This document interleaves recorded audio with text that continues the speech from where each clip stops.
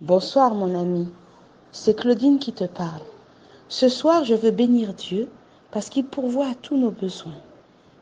Quand nous comptons sur lui, voici ce qu'il nous dit. Assieds-toi et je te montrerai de grandes choses, des choses cachées que tu ne connais pas.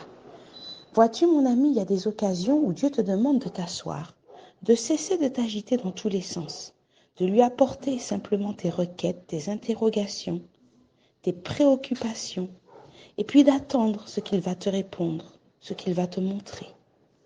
Ce soir, nous poursuivons notre étude du livre de Jonas pour comprendre en quoi son expérience est un message pour nous aujourd'hui. Prions ensemble. Seigneur éternel, nous venons à toi à la fin de cette journée, réclamer la grâce de comprendre ta parole, de comprendre ton message pour notre vie aujourd'hui, adapté à notre époque, à notre situation, afin que tu puisses nous éclairer, que tu sois notre compagnon de chaque jour, que nous puissions marcher avec toi. Éclaire-nous par le Saint-Esprit. Nous t'avons prié au nom de Jésus. Amen.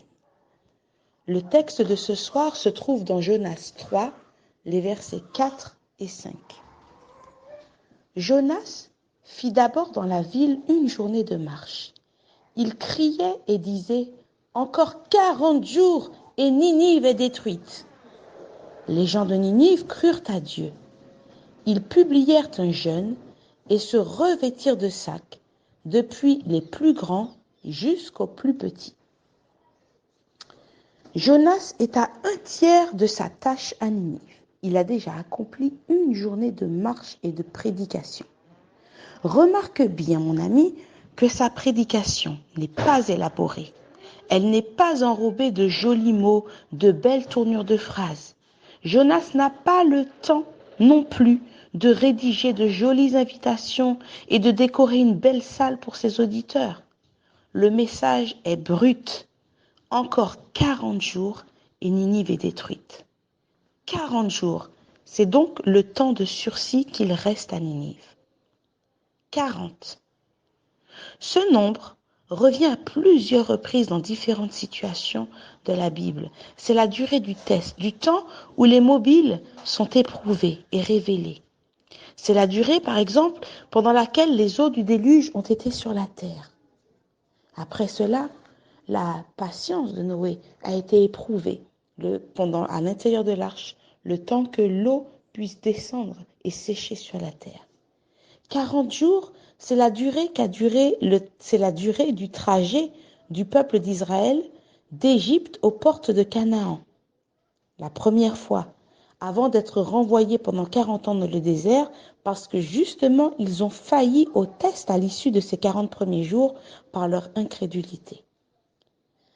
40 jours, c'est la durée du jeûne de Jésus dans le désert avant de subir la triple tentation du diable.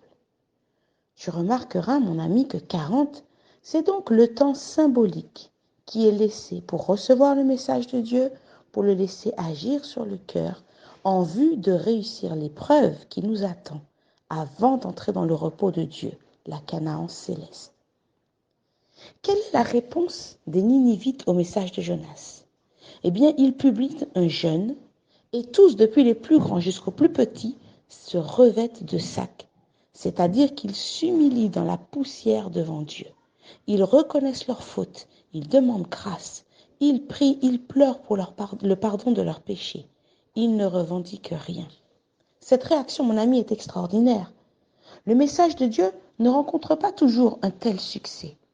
Surtout lorsqu'il est proclamé parmi des gens qui souvent appartiennent déjà au peuple de Dieu et qui se croient déjà dans ses petits papiers, dans ses faveurs. C'est ce dont se plaignait Jésus dans le livre de Matthieu au chapitre 11, les versets 20 à 24. Alors, voici ce qui est écrit, alors il se mit à faire des reproches aux villes dans lesquelles avaient eu lieu la plupart de ces miracles, parce qu'elles ne s'étaient pas repenties. Malheur à toi, Chorazin! Malheur à toi, Bethsaïda! Car si les miracles qui ont été faits au milieu de vous avaient été faits dans Tyr et dans Sidon, il y a longtemps qu'elles se seraient repenties en prenant le sac et la cendre. C'est pourquoi je vous le dis, au jour du jugement, Tyr et Sidon seront traités moins rigoureusement que vous. Et toi, Capernaüm, seras-tu élevé jusqu'au ciel? Non, Tu seras rabaissé jusqu'au séjour des morts. Car si les miracles qui ont été faits au milieu de toi avaient été faits dans Sodome, elles subsisteraient encore aujourd'hui.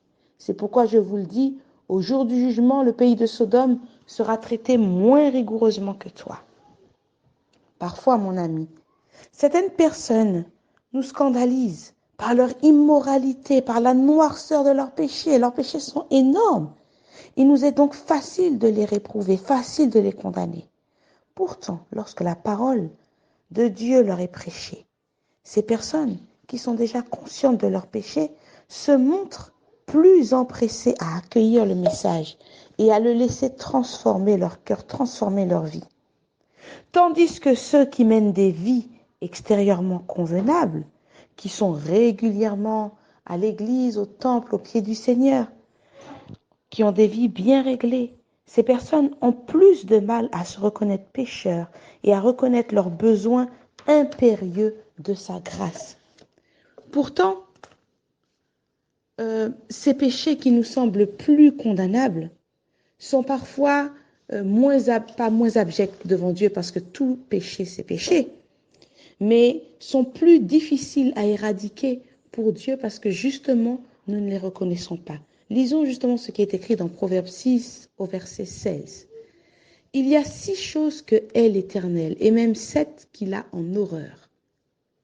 Les yeux hautains, la langue menteuse, les mains qui répandent le sang innocent, le cœur qui médite des projets iniques, les pieds qui se hâtent de courir au mal, le faux témoin qui dit des mensonges, et celui qui excite des querelles entre frères.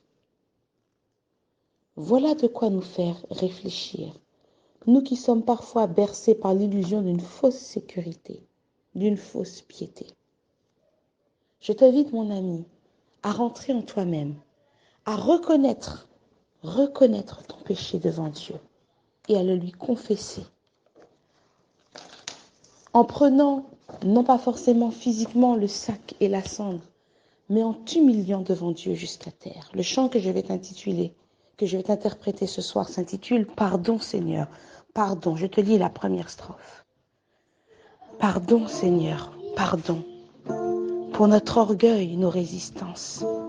Viens enlever nos suffisances et chasser notre arrogance. Pardon Seigneur, pardon, pour toutes nos pensées impures. Viens changer nos cœurs si durs, nos raisonnements obscurs. Oh, relève-nous, nous sommes tombés si bas. Oh, relève-nous par ta grâce et ton pardon. Aie pitié de nous, nous nous humilions devant toi.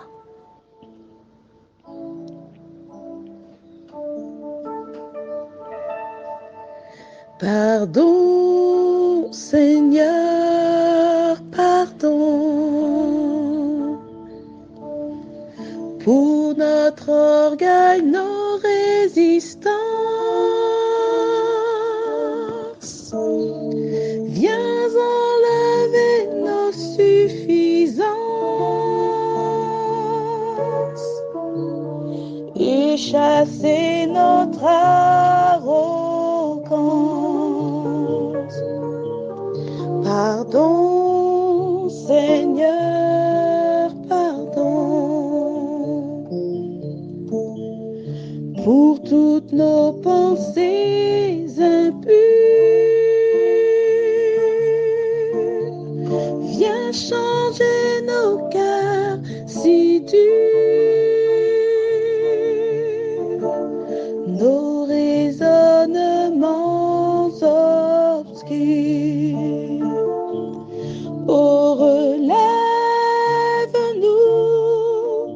nous sommes tombés si bas. Oh, relève-nous, par ta force et ton pardon. Aie pitié de nous, nous nous humilions devant toi. Pardon, Seigneur, pardon, pour tant de paroles mauvaises. Viens adoucir nos monolètes et que nos querelles s'apaisent.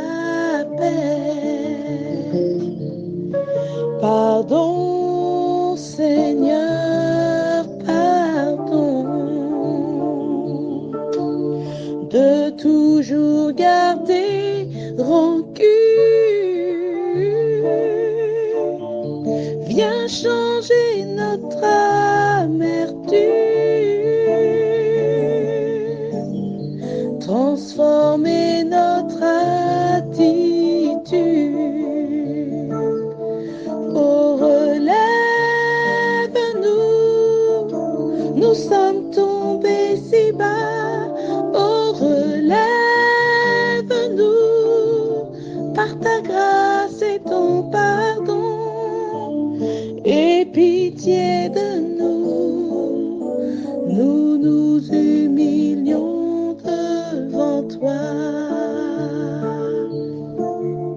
Et pitié de nous, nous nous humilions devant toi.